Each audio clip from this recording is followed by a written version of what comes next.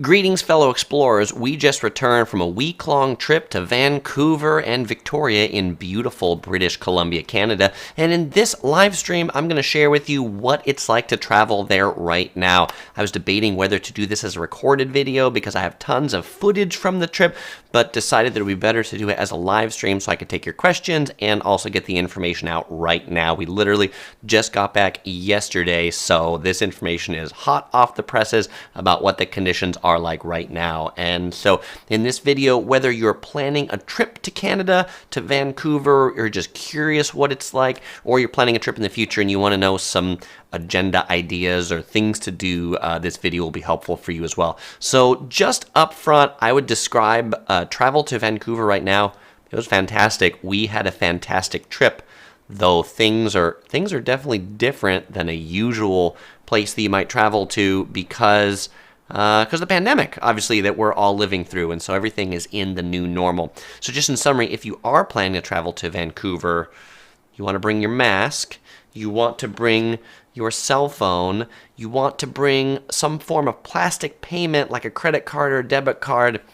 You want to bring an umbrella because it's also going to be kind of wet. We're going to talk through all these different things as we go and why each one of these things are important. And so the first thing I want to walk through is going to Canada. So Canada reopened to U.S. travelers 2 months ago. And for U.S. travelers to come to Canada on leisure travel, people need to get a COVID test before. So we belong to this HMO, health management organization, like insurance plan called Kaiser. They do free COVID tests if you're going on travel.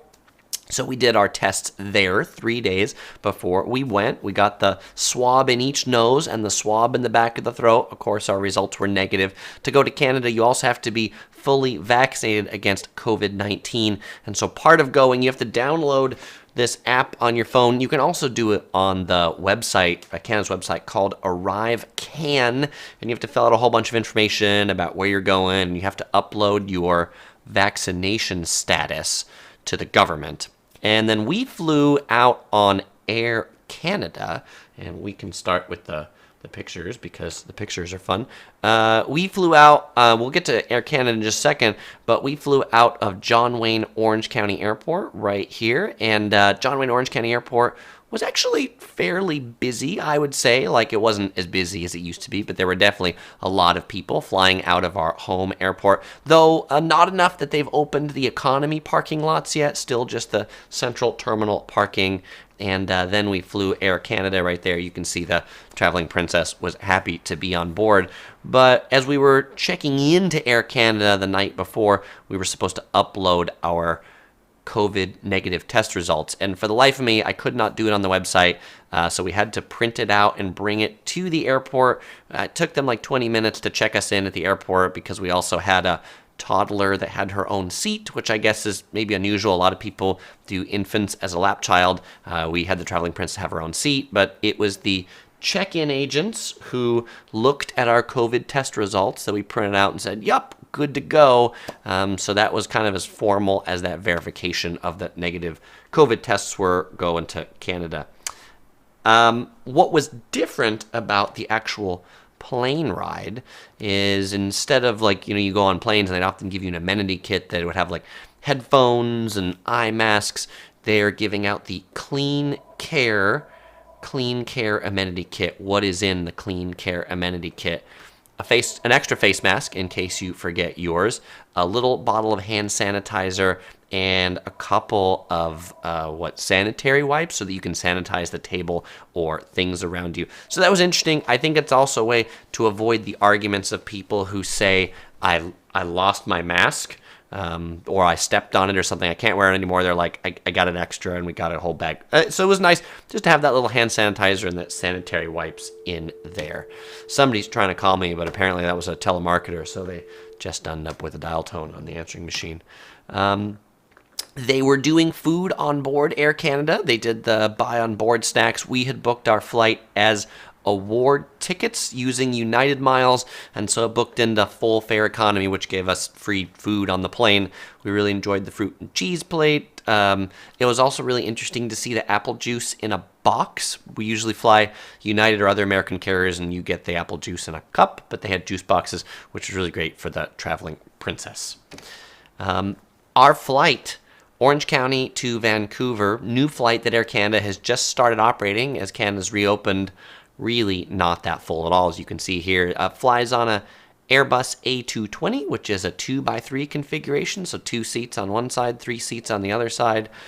Maybe 25% full. Pretty empty flight, which means we had lots of room on the plane, which I would say is a good thing. But I don't see Air Canada making a whole lot of money at this point. Now, related to not being busy, we arrived into Vancouver's airport 3 hours later to this scene. This is not like the crack of dawn. This is not the middle of the night.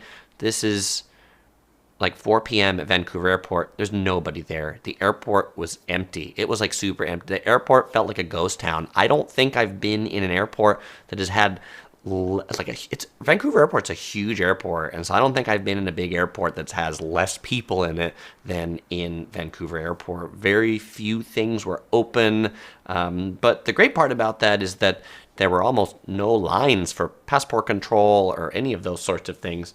Though Vancouver Airport, I think Canadian airports do have this nice feature that if you have a stroller, they actually give you access to the kind of same line that wheelchairs have and things like that to be like bypass any line there is, because I think they've decided that if you have a whiny crybaby toddler, it's not good for you, it's not good for them, it's not good for other people. And so the short lines we were able to bypass those with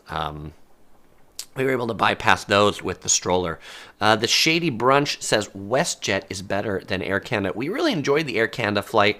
WestJet only flies to Orange County like every other day or like once a week.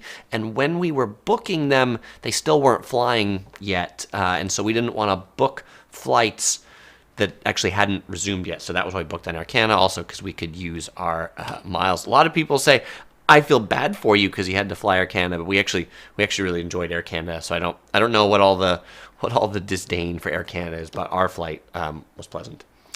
Okay, so before I get to this one about picking up our rental car, we had to go through customs and immigration, and when we got to the passport control officer, we handed him our passports, and he was like, congratulations, you have been selected for a random COVID-19 test, and handed us this paperwork and said, yeah, just go ahead and go out that way, follow line A. There's line A and line B. Line A is apparently if you've been selected for a COVID test. And just go see the people out in the lobby. It's all in the arrivals lobby of the airport. They will get you your COVID test. So we go down there. We find the people in the, health bunny suits that they're wearing that, sign up all our information in the thing and then direct us to the second set of people. It was quite a production where we then had someone give us some nasal swabs on arrival. They were like really thin nasal swabs as compared to the ones we did in the US that are like Q-tips that feel like they're poking your brain and make you sneeze. These things were like really tiny. They felt like a thin spaghetti noodle or something in your nose, so it didn't feel like they were getting to the brain. It was pretty easy production only for myself and OC Girl. The traveling princess did not have to get the random COVID test. And then they gave us a little piece of paper that said, here's a website you can go to check your results. When you get them, you'll also get an email with it. But what was funny is there was a password you had to use to get the results, and they gave you that password on a piece of paper that password was not in the email or those sorts of things. So that was just first time on arrival anywhere we've ever had to get a random COVID test. As you can imagine, since you probably saw Instagram stories and the snap, and we're back in less than 14 days, we did not test positive, but that's given away the story too much at this point. We picked up our rental car. This is the rental car facility at Vancouver Airport. It is one of those central rental car facilities for the whole airport. As you can see by this picture, there were no lines because there was nobody else there. When I say there was nobody else there was literally not one other person in the rental car facility other than us picking up a rental car. Between Hertz, Budget, Avis, Dollar, Thrifty, all those companies in here, we were the only customer 4 o'clock on this day picking up rental cars. So that tells you how few tourists are currently arriving, at least by air, into Vancouver. And Alex points out that the COVID test sounded super easy, barely an inconvenience. Yeah, it was like 15 minutes out of our arrival, but it was not that bad. It could have been way worse. We've seen pictures where, like in Hong Kong airport, they give you COVID tests and then have you sit in a big room while you wait for the results. That's not how it works in Canada. You get the COVID test. They ask you where you're staying, and then they say, hey, we're going to, if you're positive, we're going to come and get you or have you quarantined or something like that. So it's nice they kind of let you go about your stuff. Now, what was funny is that in our email a day later, we get this email that says, you're receiving this email from the government of Canada because you recently entered Canada. An emergency order applies to all travelers, and since you recently entered with no symptoms, you must quarantine for a minimum of 14 days. This means don't leave your quarantine place, avoid contact with others.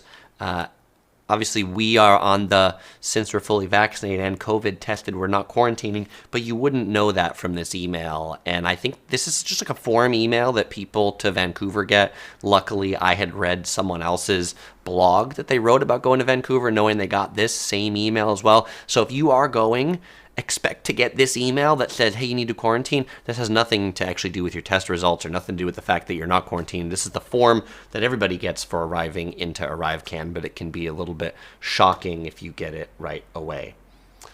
All right. We then checked into our hotel. This was the hotel, the Hyatt Regency in downtown Vancouver. A number of you suggested, hey, Chris, be careful because it's part of the maybe like unsavory part of town. We did find it surprising to realize that downtown Vancouver has its version of Skid Row on East Hastings, but definitely not as bad as anything that goes on in Los Angeles. We're kind of amazed that those people can hang out on the street because it's so cold, but we'll get to that probably another one. So let's talk about the hotel. Checking in, we didn't have to show anything special to check in, unlike when we went to Hawaii. When we went to Hawaii, we had to show our app and negative COVID tests and all that stuff. Here, we're in the country, and so we checked in normally like we would check into any other hotel. But there was no valet parking. There was no lounge. They did have daily housekeeping. This is what our room looked like. They did give us a free crib. It didn't really seem like anything in the room itself was different. The restaurant was open, the gym was open, and the swimming pool was open. We were Globalist members with Hyatt, and so a lot of people ask, Chris, why are you staying at this hotel? Because we have the top-tier Hyatt status. We just love kind of all the special perks and bennies that we get. It's funny to say bennies because it includes free breakfast, and I really like Eggs Benedict. So I got like Eggs Benedict nearly every day at this hotel, and their Eggs Benedict was quite good. Nice view of downtown Vancouver here. I'll have a full review of this Hyatt Vancouver hotel. And that was a really nice stay. Other than the hotel seeming really empty, breakfast restaurant seemed empty, everything seemed empty, but that also meant that we didn't ever have to stand in line for anything. Stanford Bridge points out that email would have scared me. I agree. I really hope somebody in the Canada government stops sending out that email. Yuritsa says, wow, 0 people at the car rental place. You don't even need to power walk to get in line, for sure. And so being like Hertz Gold members with like the gold line, the gold booths weren't open. Like none of that was open because they just don't need it. Alex asked, how badly were we gouged on the rental car? I don't think it was that bad, actually, because nobody's going. So there's no shortage of rental cars in Vancouver. We paid $700 for the week, and we were in a full-size SUV. So we had a Toyota Highlander. I think it was a good price for that much. Liam asked how much of the airport was open.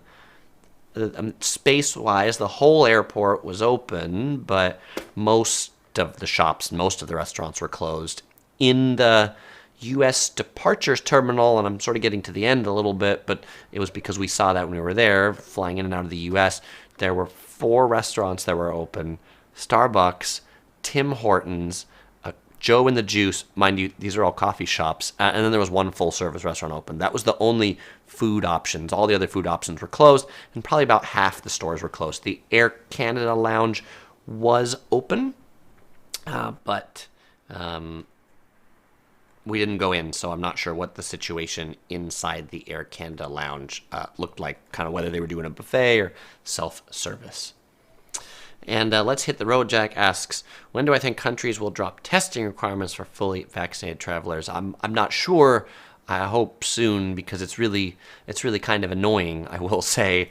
But I get it, since people can be positive with COVID even if they're fully vaccinated. So I'm not sure that is anything that we're going to see dropped anytime soon. Kathy says she really likes Eggs Benedict. Good minds think alike, Kathy.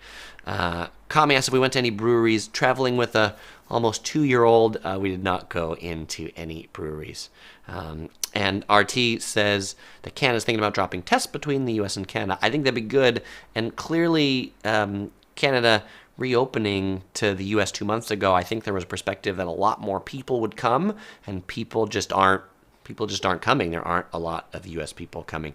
Jake asked if California driver's license is valid in Canada. Absolutely. California, that's what I showed to pick up the rental car. No international driver's license or anything else required.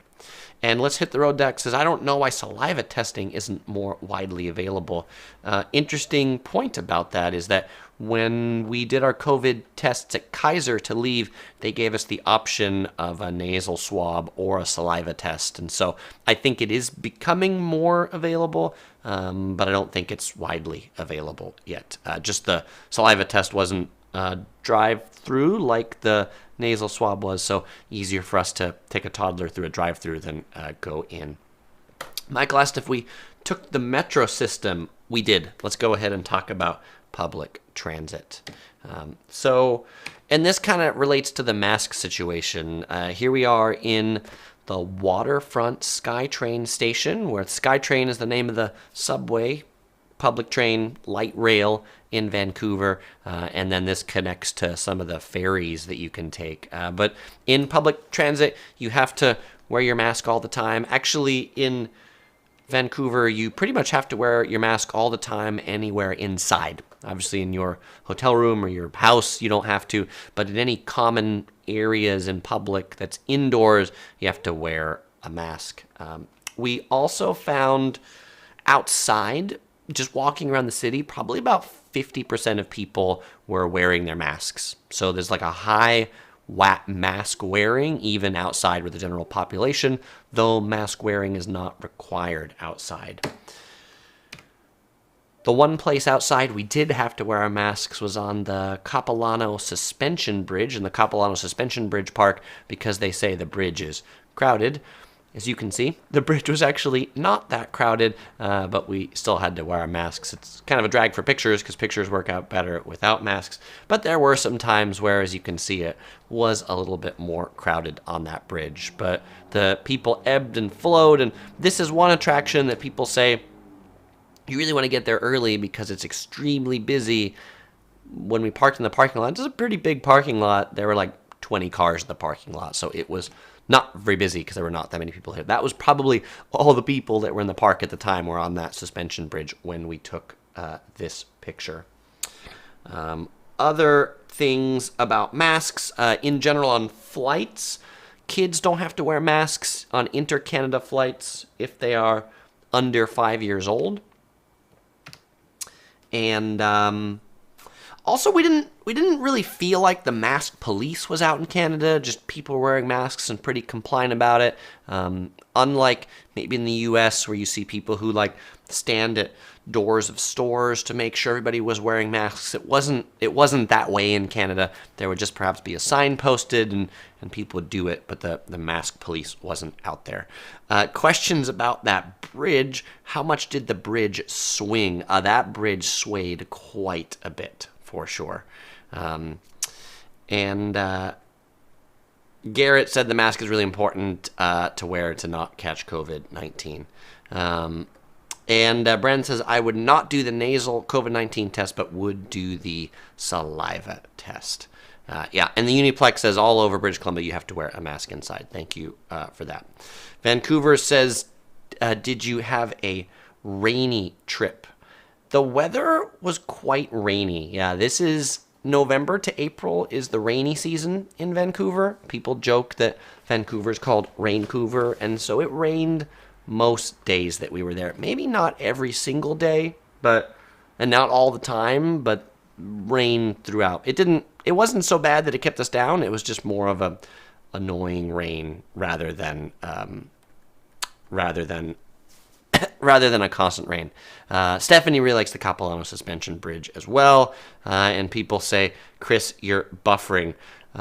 Sorry about that. Apparently the bandwidth gods are not there with me today. But hopefully in the archive it will catch up a little bit. Okay. Now, the next thing I want to talk about is stores. So going inside stores, here we're at the Herschel store in Gastown. Herschel, big Canadian supply company. I picked up a little yellow shoulder bag at Herschel. But generally, we would see hand sanitizer in stores as we would go in. Sometimes hand sanitizer was offered to us by a person. Sometimes it was required, like, please sanitize your hands before you come in the store. We saw one store that had a big stuffed moose in front of it, and that stuffed moose had a sign that said, I'm fully vaccinated against COVID-19. It's okay if you take a picture with me. Ha ha ha, which was funny for the stuffed moose. Sometimes we saw posted capacity limits, but we never saw like a line to get into a store. So whether they were enforcing those capacity limits or whether they were just old things for there. I am thirsty now because I've been talking for a while. What am I drinking today? Today I'm drinking this made in Japan kimono yuzu drink. This is a sparkling yuzu juice. Let's give this a try. I've never actually had this before. I was at a local Japanese market here in Southern California. Ooh, it's sour. Yuzu is kind of a cross between grapefruit and an orange. And so that definitely has a little bit of that hint of grapefruit taste, but orange, but lemon, all three combined. It's pretty good, this sparkling yuzu juice. All right, YouTube says my stream is healthy again, so hopefully the quality comes back now that I probably had the drink for the bandwidth gods to come back again. All right, let's talk about what it was like to eat at restaurants, because that's something different in British Columbia, Vancouver, Victoria. You see this all about there than maybe a lot of other places in the world. And that is to go to a sit-down restaurant, or actually many big indoor attractions in British Columbia, you need to provide proof of vaccination. Obviously, as somebody who's flying into Vancouver, you have to provide proof of vaccination to get there, so it's probably not a big deal for visitors outside, but perhaps visitors from other parts of Canada that are driving in, you need to be fully vaccinated and have that proof with you. In Canada, they have a vaccine passport that you can show on your phone. For visitors from the US, you can show your passport or your driver's license along with your CDC card to prove that you're vaccinated. Gets a little old and tiresome to have to show it to sit down at every sit-down restaurant or go in every attraction, but that is what's going on. Now, most restaurants have also kept their kind of like plexiglass stuff. This was our meal at Chuanjuda, which is a Peking duck restaurant from Beijing that has a newly opened location in Vancouver. I find a lot of the restaurants here in Southern California, San Diego, Orange County, Los Angeles have like dropped all their plexiglass because they don't want people to still feel like it's a pandemic. But I found most restaurants in Vancouver still had their plexiglass. You can see some around this restaurant right here. You can also see some plexiglass right around here. I found very little social distancing of tables. I felt that most restaurants were still packing people in and packing tables very close together. If you look at this Japanese restaurant, the counter seat, like those seats are lined up as if it wasn't a pandemic. So you have to be vaccinated. Maybe the theory isn't you have to be vaccinated, everybody can sit close together, but the tables weren't, most places weren't skipping tables or doing any of that. Many restaurants were still takeout or to-go only. We went to this bakery in downtown Vancouver, coffee shop called Purebread. We could not sit down in there. Everything was to-go or takeout. We found a Japanese restaurant that was like that too. So going there as a tourist, if you want to eat at a restaurant, you need to make sure they're actually offering sit-down dining because because it's not. Let's hit the road. Jack asks, how do you keep your CDC card from getting bent, folded, beat up when you travel? I carry a Toomey passport size wallet, and so that it's a size for the CDC card. It just fits in the pocket. It doesn't bend. That's how I do it. I don't have it here in my reach to show you, but I've shown it in some other videos. If you just search for like Toomey passport wallet, you'll see it. Stanford Bridge says, I've laminated my card, and that probably works too, although if you're getting a third shot, then it's hard for them to write that on there, but hey. Let's see, what are other people drinking? Brandon is drinking pink lemonade, and Kathy is drinking cup of tea. We had a lot of really good tea in Vancouver and Victoria.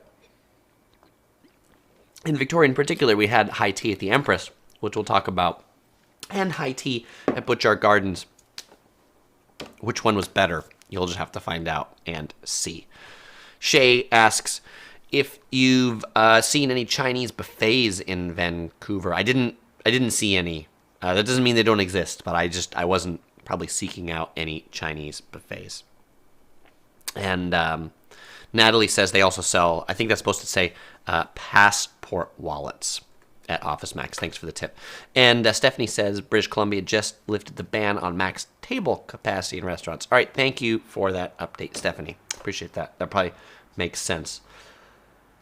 Okay. Now, the places that did not require proof of vaccination were places like food courts, food halls. So here at the Granville Public Market, at the Victoria Public Market, at food courts and shopping malls, no proof of vaccination is required. So none of the hassle there. You just walk in, eat, no big deal. The other thing related to mask wearing, and this is, I feel, maybe a little bit different in British Columbia than in Los Angeles. In Los Angeles, they generally say you should wear your mask while seated at the table until you have your food. In British Columbia, it was generally you need to wear your mask in a restaurant until you're seated at the table. But then when you're seated at the table, then you can take your mask off, even if you don't have food or you're not eating and drinking. Some signs had slightly different signage posted. Usually the Asian ones had signs to be like, keep it on until you eat, but most other restaurants had signs posted that said you need to wear it just until you get to the table. Okay. Now, let's talk about money. Many restaurants and shops, which used to take cash, don't take cash anymore. It seems like cash is not a useful currency in British Columbia currently, in Vancouver currently, maybe in all of Canada. I'd be interested in my other Canadian explorers on here. Let me know if this is the case in the rest of Canada, but at least in Vancouver, most stores had signs posted that said credit cards or debit cards only, no cash. And some places like the Butchart Gardens gift shop were so adamant about it, they had someone standing at the door not to enforce mask wearing or that sort of stuff, but to tell people, just to let you know, we're only accepting cards at this point. The one place that didn't take credit cards or debit cards, which was weird, was the Aberdeen Center. This is the Asian food court there. Nearly every vendor in this food court was cash only. Cash only, cash only, cash only. It's like they hadn't heard the news about the pandemic that everybody else has heard. Maybe it's just the Asian thing about trying to avoid taxes. I'm not sure. But because we didn't end up needing cash for our whole trip, we got out very little money. We got out like $100 Canadian for our whole trip and paid, credit cards everywhere else. And then the last day we want to eat at this Aberdeen Center, and we're like, what? Everything is cash only? There were a few places that took debit cards, and so we ended up eating at one of those because we had given away all of our cash as tips at the hotels. Esther asked if they allow cloth masks in Canada. We did not see anything that told us that they didn't. I saw plenty of people wearing cloth masks. Vancouver Dave asks if we visited Stanley Park. That's a great question, and it's actually my next picture that I have loaded up here. So we did visit Stanley Park, and speaking of crowd levels, we found Stanley Park to have very few people in it. It was O.C. Girl, myself, the Traveling Princess, and the Canadian geese, of course. I thought it was so great that as we rolled into the park, we had to wait for this flock of Canadian geese to pass on the road. Some places it might be herds of cattle or sheep or things like that. It was very Canadian to have to wait for this flock of geese to walk along this road very, very slowly, as if they had no idea they were walking across the road, because of course they didn't. And so, like the airport, most touristy attractions we went to were empty. COVID, certainly one reason, people not coming. The other reason, it's the off-season. Vancouver's a very seasonal place, and so like there's the summer season, which is April or May to roughly October, and then kind of like November is like, we're all closed. So in Stanley Park, there was only one place to eat open. There's like maybe normally 8 or so restaurants and food stands. Yeah, there was one that was open while we were there. Everything else was closed. So plenty of place to park, which was good. And the other nice part about going this time of year is the change of colors of the leaves. The leaves are all turning red, and so I love this tree because it was that red Canadian maple leaf to me. But tons of leaves to play in and throw around, and the traveling princess enjoyed frolicking in the leaves. The Uniplex points out I use tap all the time. That was something I also found interesting about Vancouver, more so, at least than here in California. Places are just kind of like catching on to the whole tap thing, probably with people want to pay by Google Pay and all that stuff. But I found every credit card reader that I went to took like the tap credit card. The only place I had to insert my credit card was at the gas station, and the only place I had to swipe my credit card was at the Fairmont hotels, probably because their point of sale system seemed like it was 42 years old or something. I say that because they're like, it works. I'm not sure why we need to change it.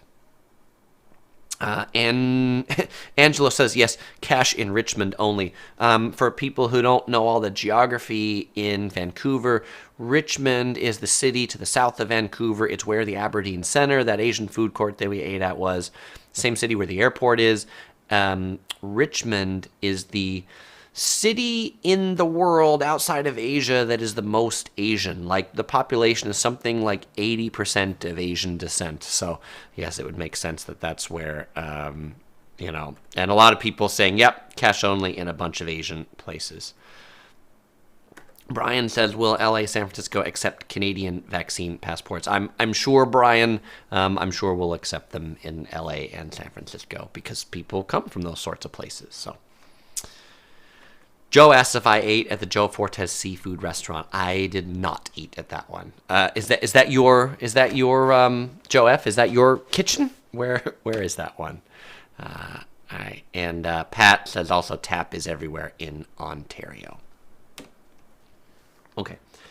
So I think the fact that few people were there was actually a really nice reason to go right now. Like, if you're considering going, and like Alex asked the question, like, how much were you gouged for the rental car? Wasn't. How much were you gouged for the hotels? Weren't. How much were you gouged for ticket price? Weren't, because nobody's going to Vancouver. So if you want to go, tickets are probably going to be cheap, flights are going to be cheap, hotels are going to be cheap, because you're not competing with a lot of other people for the space. Now, one of the things I found, if I should say strange, is that there were many attractions that we went to that were only selling their tickets online and only selling timed tickets online. In particular, this conservatory at Queen Elizabeth Park that we wanted to go in and see the parrots, which we ultimately did, but they were not selling any tickets at the door. You had to buy tickets online, and you had to buy a time ticket for a certain time.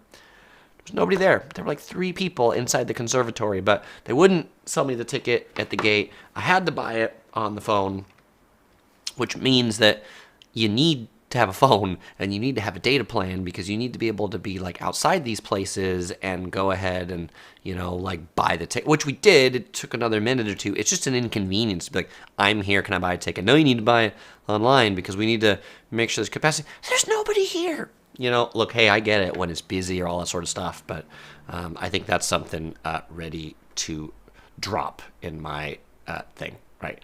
Jack says, I love to travel in the off-season, lower prices and crowds. For sure. Zachary says, have you taken an Alaskan cruise? Not yet, Zachary. Have you, or has anybody taken Alaskan cruise? If so, did you enjoy it? Okay. Now, some other things that were closed outside the airport. We talked about the airport, lots of shops being closed there. Definitely the pandemic has hit a lot of businesses hard. We saw a lot of businesses that were closed, or businesses that had multiple locations, had some of the locations closed. In particular, we ate at Jappa Dog, and Jappa Dog's original cart was like all their cart locations in downtown Vancouver were closed. So they normally have like 4 locations, like 3 carts, and then 1 brick and mortar store. The brick and mortar store was the only one that was open when we were there. What is Jappa Dog? Jappa Dog is a Japanese hot dog chain that started in Vancouver, and they look like this. They, like Japanese-inspired toppings, like a Japanese pancake or, teriyaki may or things like that. A pretty good hot dog, and they use kurabota pork, so kind of like the high-end pork. Definitely Japanese people that are eating there. This place was, they're open till like 1 or 3 in the morning or something like that. So if you're looking for late-night eats, that's definitely where you can get them. Okay, now I want to talk about our experience in Victoria. And so we took the ferry over to Victoria. Victoria is the capital of British Columbia.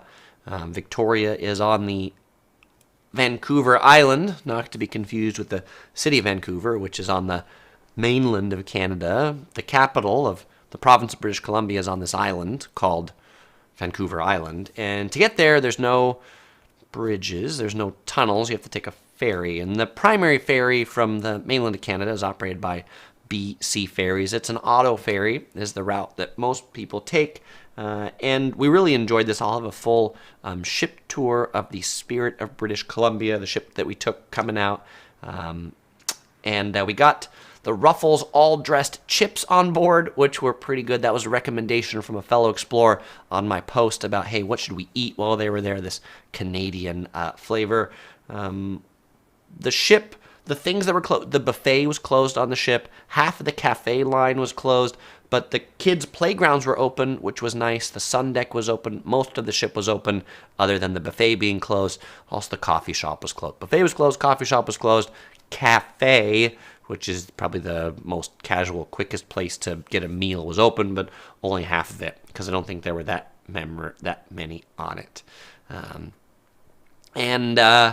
Let's see, to answer my question about Joe Fortes, the Shady Bunch says it's amazing seafood just off Robson. Amazing happy. All right, thank you for that, Shady Bunch. And River Pixie also loves Joe Fortes. And then there was a comment about the money, that it might be infected with COVID. It might be, the money might have a cough.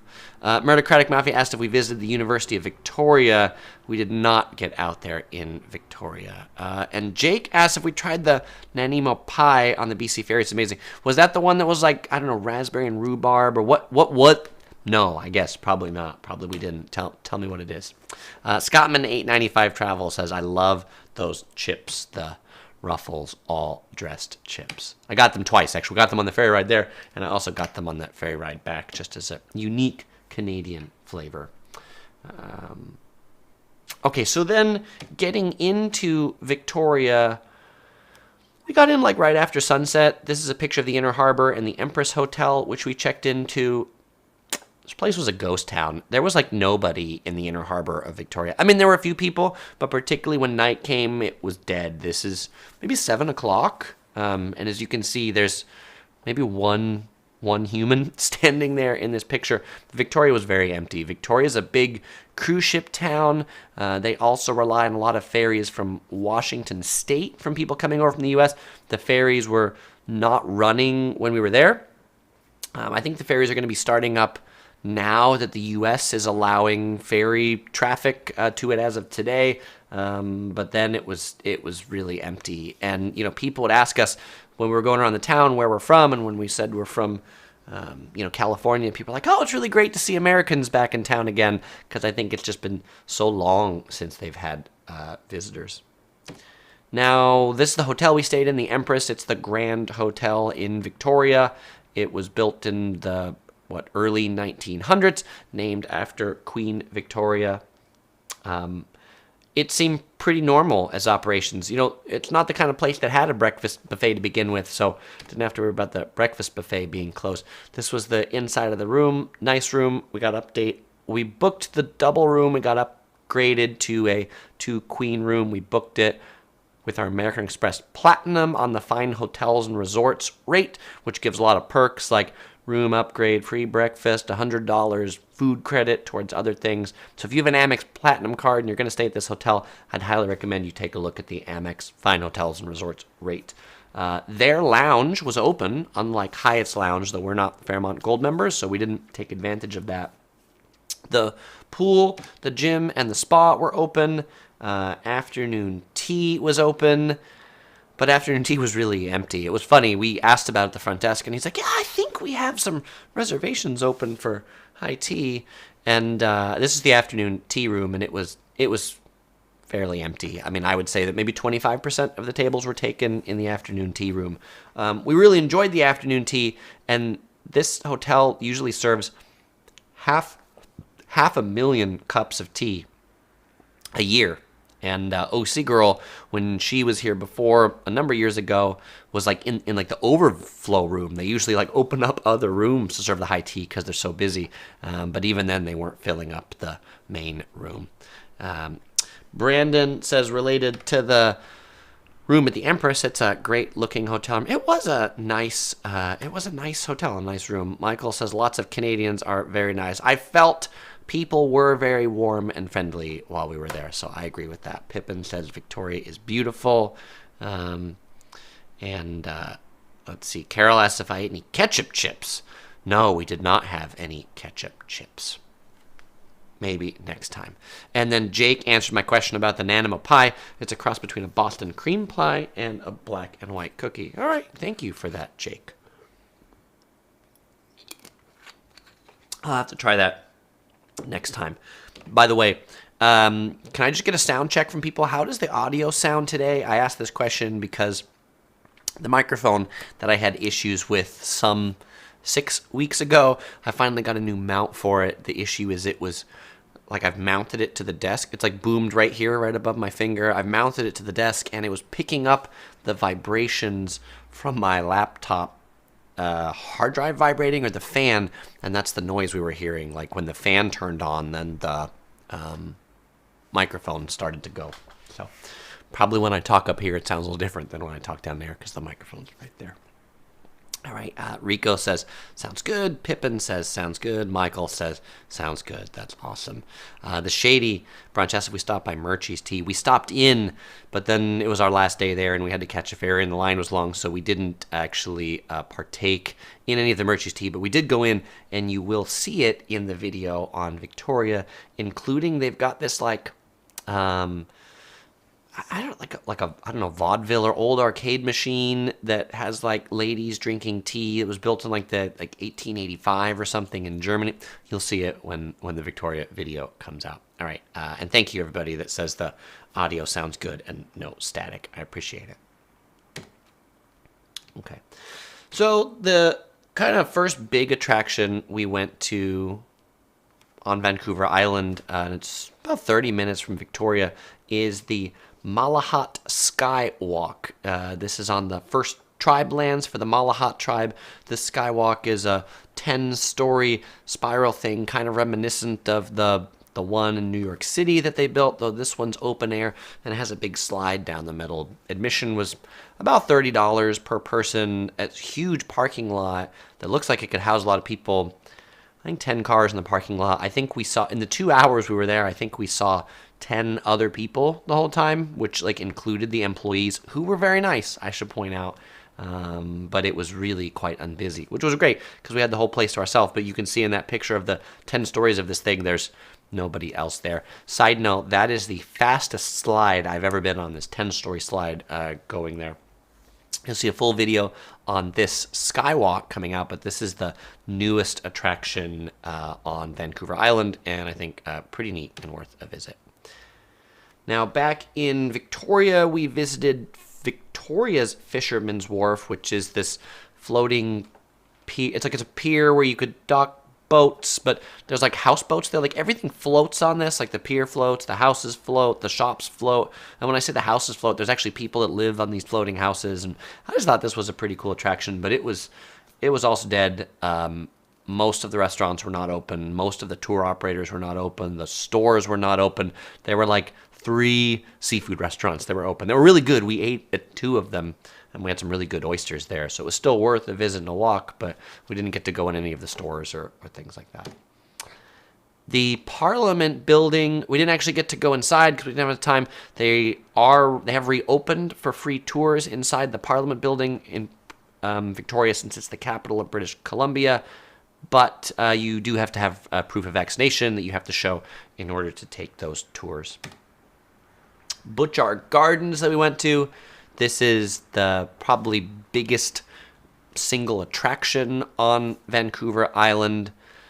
We had the place to ourselves. This is another one where they've got like 2 massive parking lots. And they parked us in the RV and bus parking lot because there were no RVs or bus, not a single one, not a single bus, not a single RV, maybe about 40 cars parked in that. But it's really great for a garden because you get to feel the nature and just be by yourself and take pictures of the garden like this without any other people. We walked in for afternoon tea, didn't have to have a reservation because there were just plenty of tables available. So we had this afternoon tea and we had the Empress afternoon tea. But if you want to know which one we thought was better, well, you're just gonna have to wait for the full video on Victoria to find that out. And then our final hotel we stayed at was the Fairmont Vancouver Airport Hotel. Our flight was like a 9 a.m. flight out of Vancouver Airport back to Orange County. We thought that was fairly early. We're with a 2-year-old, and so we said, hey, let's just stay right at the hotel.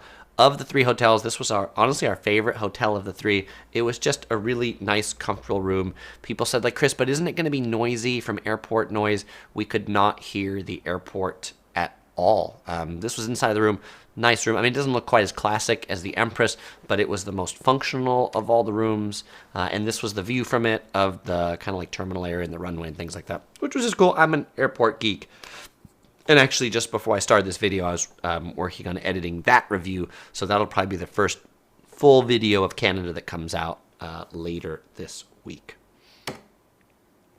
Okay, and then our flight back. So before we could board this flight back, we had to get a COVID test to leave Canada to come back into the U.S., and this was sort of an interesting thing. And if you're planning to go to any other country, like if you're an American and you're planning to go to any other country, listen up, because you need a negative COVID test to come back into the U.S. And while you could go someplace and pay a bunch of money and drive someplace and try to find it, another option are these Abbott Binax Now COVID-19 home tests that you buy through eMed. I have to point that out, that these are available for purchase in a lot of places, but the ones through eMed, in addition to giving you this test kit that has a swab and has a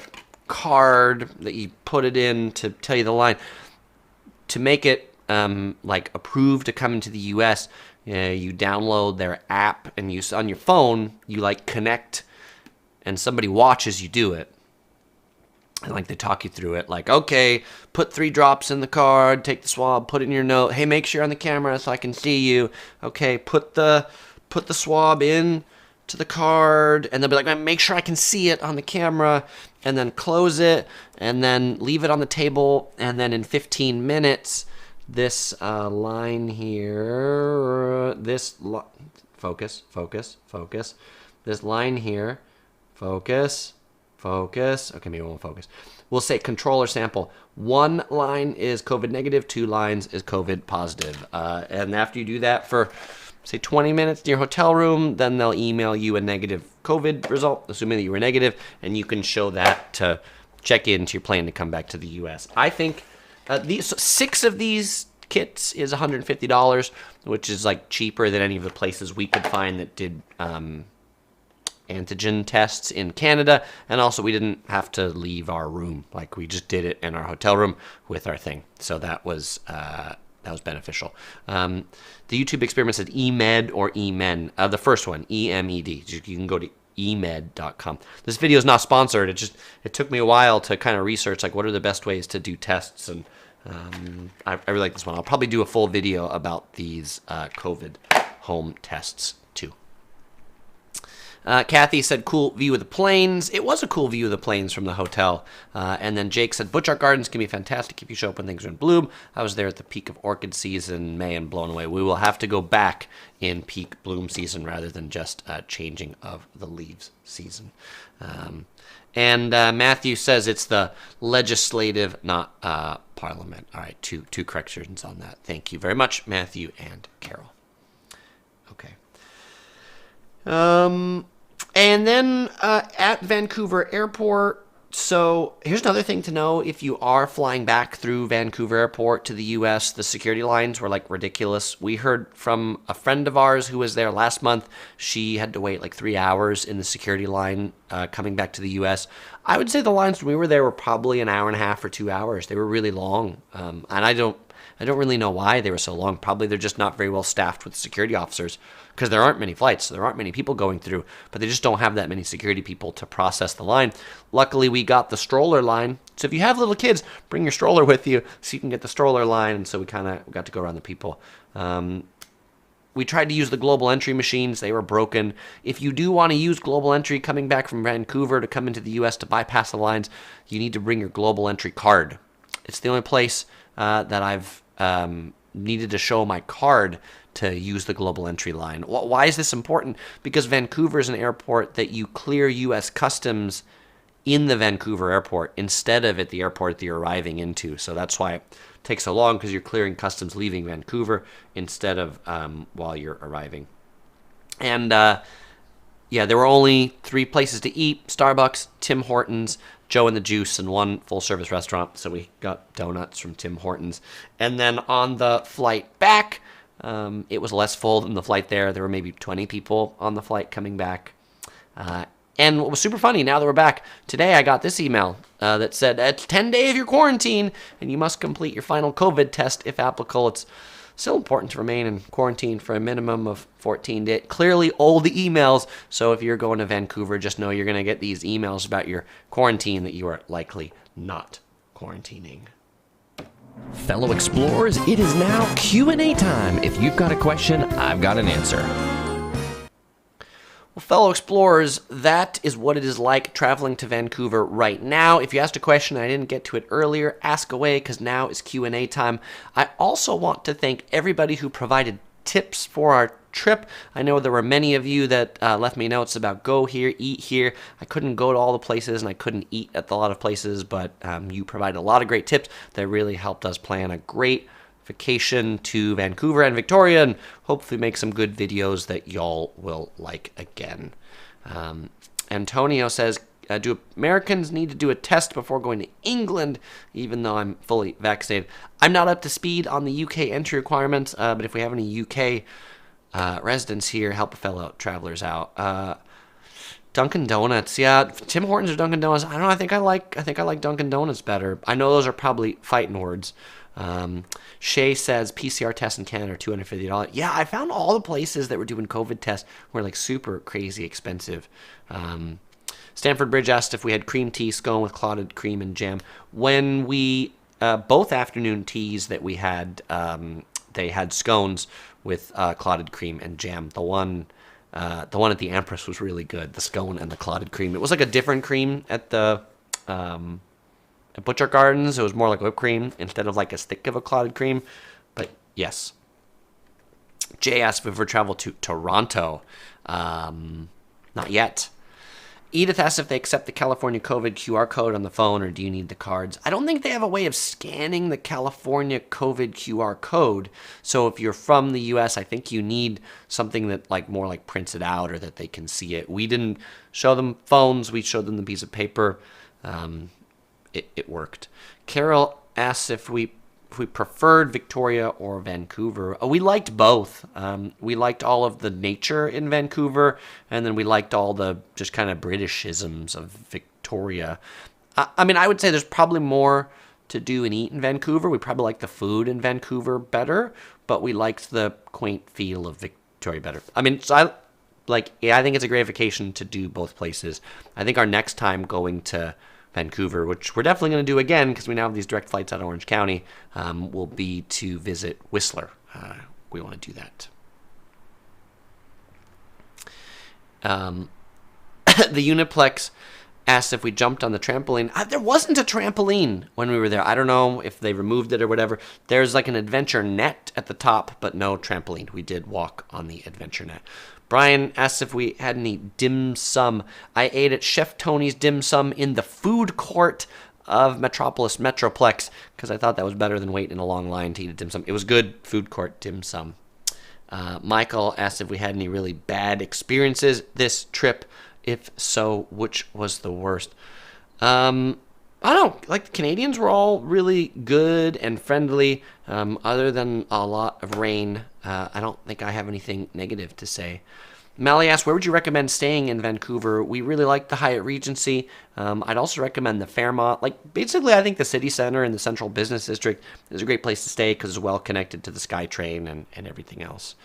Jake asked, in general, do you think Vancouver is a good food city? For Asian food, I think Vancouver is a great food city. I think Vancouver is known to have some of the best, at least particular Chinese food, like outside of China and Hong Kong. And eating at Chengdu, the Peking duck restaurant from Beijing, the Peking duck in Vancouver was like 98% as good as the one we had in Beijing. So we ate pretty good. We did not make it to Beacon Hill Park.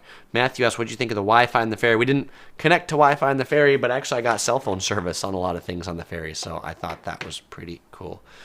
We did 4 days in Vancouver, and we did 3 days in Victoria. Edith says, did you go to Grouse Mountain? No. With a 2-year-old, hiking sort of doesn't work all that well for us right now. Jennified says, hey, Chris, I just made I love Vancouver, but liked Victoria even better. Awesome, Jennified. Welcome to the live stream. Bob says, I'm hoping Taiwan reopens its borders and does away with the 14-day quarantine. Yeah, they're really serious about the quarantine in Taiwan. We are hoping to. Electric Rick asked if I found any pinball machines. No, I didn't find any pinball machines, though on one of the ferries back and forth from Victoria to Vancouver, or Vancouver Island to Vancouver, they actually had an arcade on board, which was neat, but no pinball machines. I think like arcades maybe aren't something that's like really reopened yet in British Columbia. Jay asks if we found Vancouver expensive. I've never been. Canada's so big, it's hard to see it all.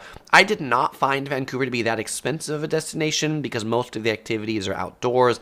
Also coming from the U.S., there's the exchange rate between the U.S. and the Canadian dollar. So I found things relatively inexpensive for the quality of stuff you'd get.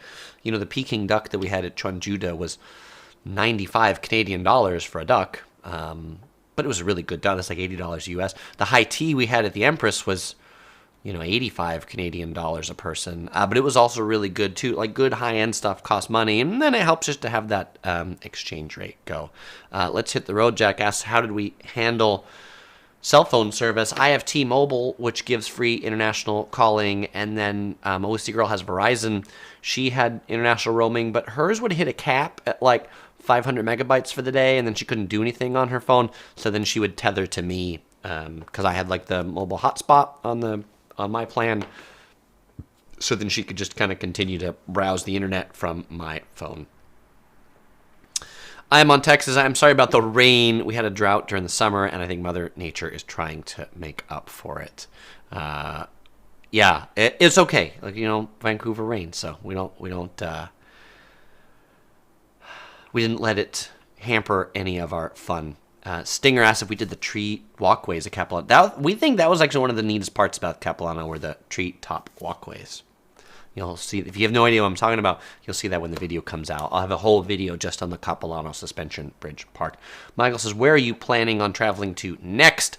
Next up, we have Death Valley National Park, just outside of Vegas. Malia says, what was your favorite restaurant? Probably our favorite food was Chen Juda, the Peking duck place. Best food you ate, that Peking duck. Worst food, Lee's Donuts at Granville Island Market. I don't get it. It was a donut. Or Tim Hortons. I don't get it. It was a donut. I don't get the amazement for those places. They just seemed like donuts. But maybe because in California, there's a whole resurgence of donuts, and but Lee's Donuts, there's this usually a massive line from the Granville Market. I've seen pictures of it. There wasn't. We just walked right up. I would not stand in that line at all for those donuts. Jenny Fight says the Empress Hotel is amazing. It was amazing. I just wish it was a little newer, updated tech-wise.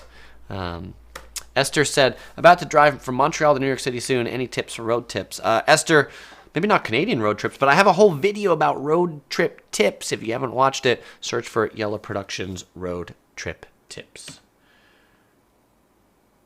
Yes, it's the time you've been waiting for. It's time for the giveaway.